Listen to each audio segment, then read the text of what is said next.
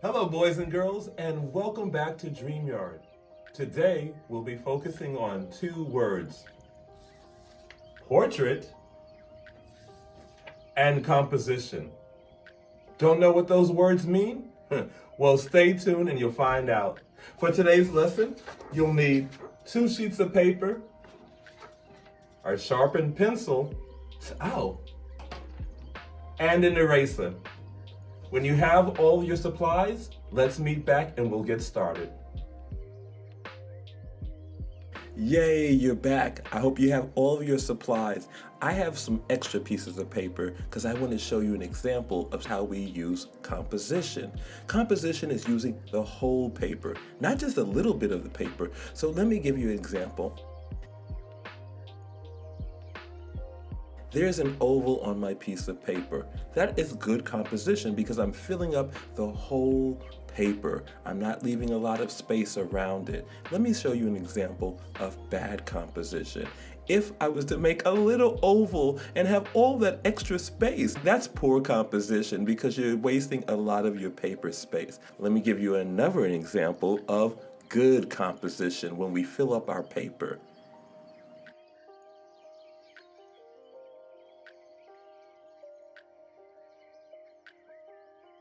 Look at this oval.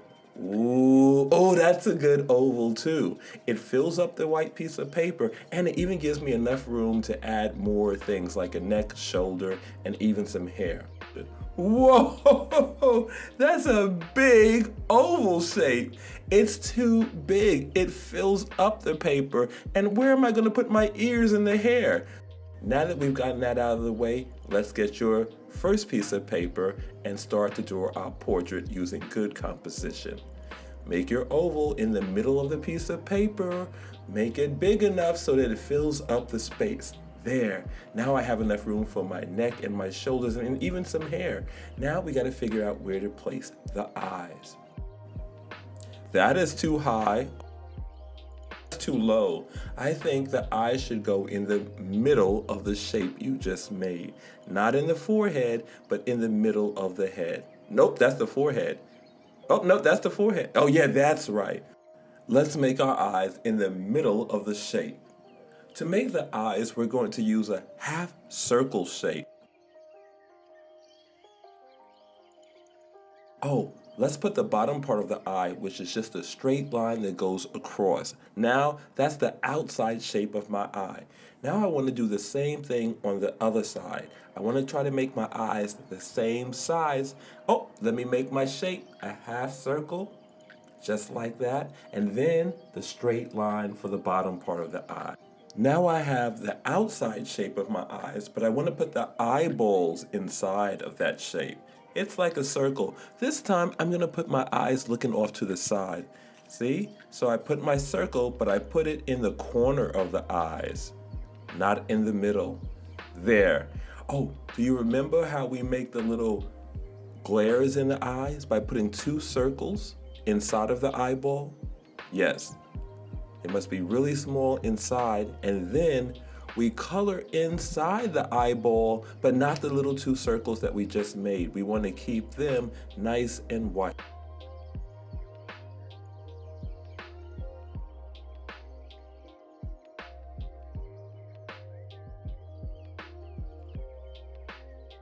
Now it's time to make the nose. For my nose, I'm going to make 2 dots. Do you know what those dots represent? My nostrils, that's right. And then I want to close up the sides by making 2 curved lines. For my mouth, I just make a straight line going across. Then I want to give it a top lip and a bottom lip. I just make a curve on the top and a curve on the bottom. And then I have my 2 lips. Now it's time for my ears. I just make 2 curved shapes again and put some squigglies in it. I want to fill up my paper to give it an even better composition. So I can do that by adding my neck and my shoulders.